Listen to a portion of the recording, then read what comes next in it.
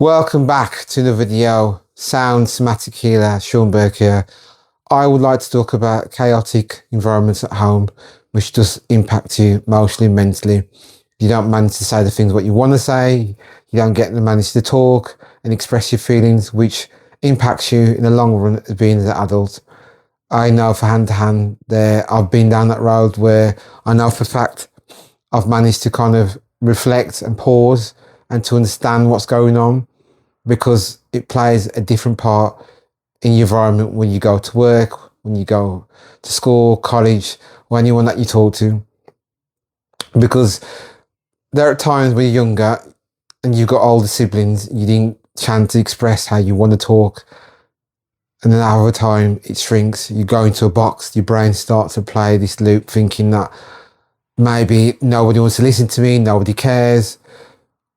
And you see the lens, what you're seeing at home, where it's chaotic. The nervous system is like on red alert. You can't think, you can't concentrate, anxiety kicks in, etc., etc. So you have to really identify and also where the root cause come from, but also to understand that you have got a voice. And I know over time it may not seem that way because you're younger. We don't look at that because we always look at the things of like to be happy, when you want to go out to the park, play with your friends, go in the back garden, all those other things. And I wish it changes over time, but understand when we're younger, we don't have the tools to do that. But over time, these are things you reflect back on yourself and just catch yourself to know where you can readjust things, change things, because the nervous system starts to get triggered to the point where you're treading the eggshells to please other people, please everyone around you. I'm not saying not love anyone. I'm not saying not to love family, but it does play a massive impact on the nervous system to regulate your own emotions. And also at the same time, your decision making starts to be limited because you're not sure to make the right decision for yourself or even your own life. So you have to take step by step, thinking that what would you need to help to move forward.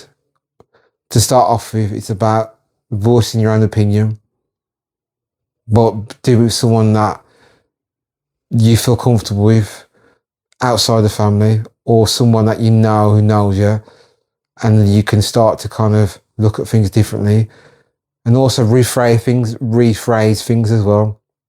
When you rephrase things, it's important because you put the other words in replacing one's what you tell yourself and what's been told to you in the environment you're in when you're in that position. Because once you get into adult part, it starts to shift and you still think it's the same thing what's happened. Because when you start to go out there and you want to go to college and you speak and you don't say anything, it all stems back into your environment. So then the most important thing, the biggest thing, is just to identify, to reflect, to journal, to see what's going on and give back to yourself as well, to nurture yourself. That could be the smallest things, to go for a walk, go to the park, do hobbies, what interests you, because at times you might be able to look back and think, I didn't have the chance to say what I want to say. I didn't have the chance to express my feelings, my views, and the things that I like as well. So these are important because it plays on the brain, and what happens, it spirals in a constant loop.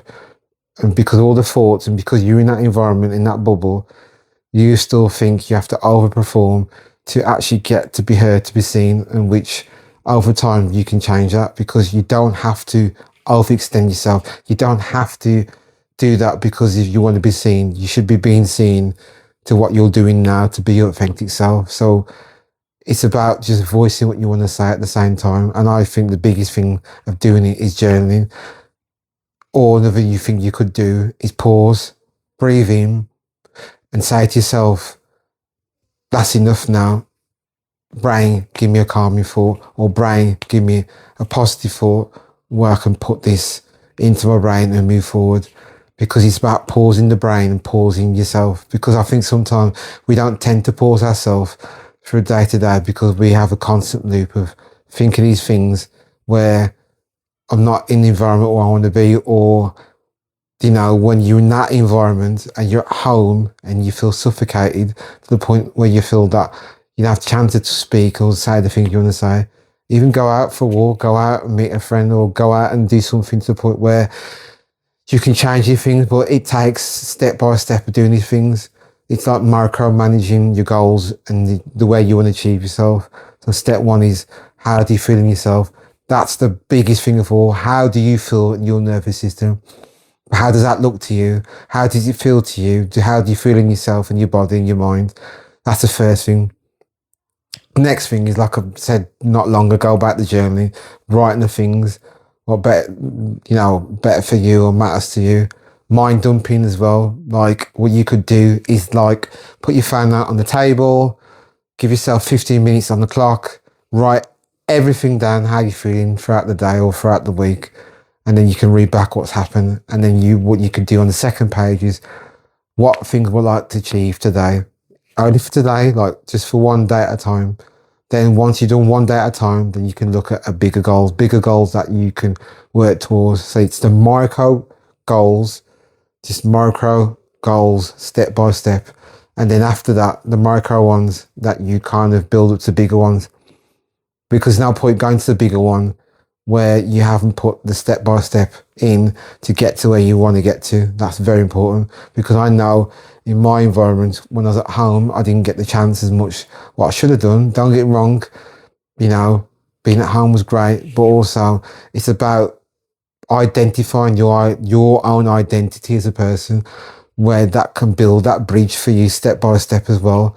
Because when you do that, it changes everything. It changes the way you look at things. It changes what you want, because we have one story in our life and we can change anything what you want to change. And you can be who you want to be as a person and whatever goals that you want to set out. Because the way I look at it is this: by the time the end of the year comes, you could be out at Christmas, or you could be going out for something to eat with friends, and you will reflect back on this year and think, what have I done this year for myself? And then if you haven't, you pause, because you've got to tell your brain, and you've got to self-talk yourself as well about empowering yourself. Of course, you can have the right people around you who can motivate you, push you in the direction when you want to go. But also, once you get home and it's the four walls and just you, is what you say to yourself. What do you say before you go to bed? What thoughts do you tell yourself as well?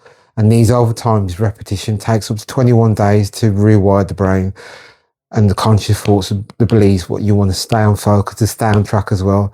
Because I think the way I see it is like, every day is a learning curve. Every day is a learning process. Because there's times you might feel like, oh, you know what, it's not happening, nothing's changing. And there's times I'd think that and I've thought that, but then I thought to myself, Sean, get up and think, you know what, keep moving forward, keep moving forward. But also, don't burn yourself out as well. That's another thing. And also, when you look back and you move forward in your own life, just look back on how that environment was at home, because at that time, that's what they knew at that time and how they responded. So you have to accept and be at peace as well at the same time. But as long as you're learning and growing and you're going in the direction where you want to go in your own life, that is the biggest thing of all. All I'm saying is, it's not about wasting time. Take it each day as it goes by, but also achieving one thing at a time each day. It could be the smallest thing, it could be the biggest thing. It doesn't matter. Everything, what you do in your life counts, from now till tomorrow, till the next month, to the next year, the year after. You're like an open book. Every chapter is a different story, but you've got to put the words down on the book, because the words, I've said before, they are made up. Someone says to you, you can't do this, when they're being negative. But how can I say that if they don't know you? But also, they've got to look beyond that, where sometimes there could be moments where you go back a bit and think, oh, what I could have done this at home or this, but it's what you know at that time could have helped you there and then. And I'm grateful for the moments of my journey being at home, but also the stages where it's about moving forward and reparenting certain parts where you feel that some things that you didn't know, or some things that you want to change. But also, I believe as well, is regulate your nervous system. A lot of breathing, a lot of meditating, going for walks. That's massive as well. And over due time, you'll start to shift to what you want to achieve, because you can aim out for what you want to do. For example, I want to be better at communicating, podcasts, books, talk to your friends, reflect back how you are. Next thing of all is that it could be, I want to learn new stuff about businesses, or I want to grow a business, podcasts, books, business books, people who've got their own business, stuff like that. The third thing of all, it could be, for example, where you want to go to the gym, get fit, look at PTs, personal trainers, have a diet plan, a food plan, a structure, and you stick to that and have a reminder on your phone.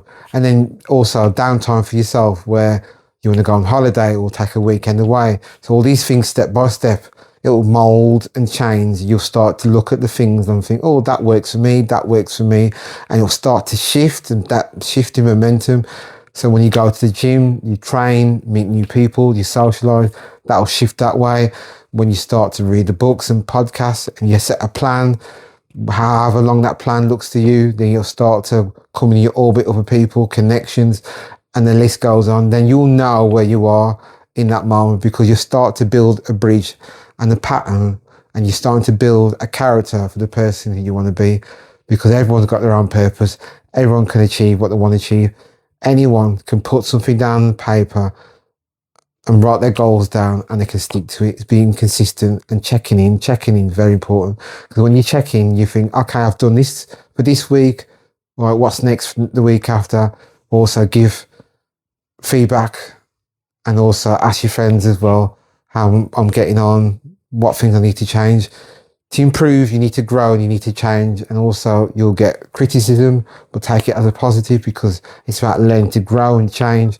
That's very, very important. So thank you again for listening to me. Thank you again. I much appreciate. And see you again in the next video. Take care. Bye-bye.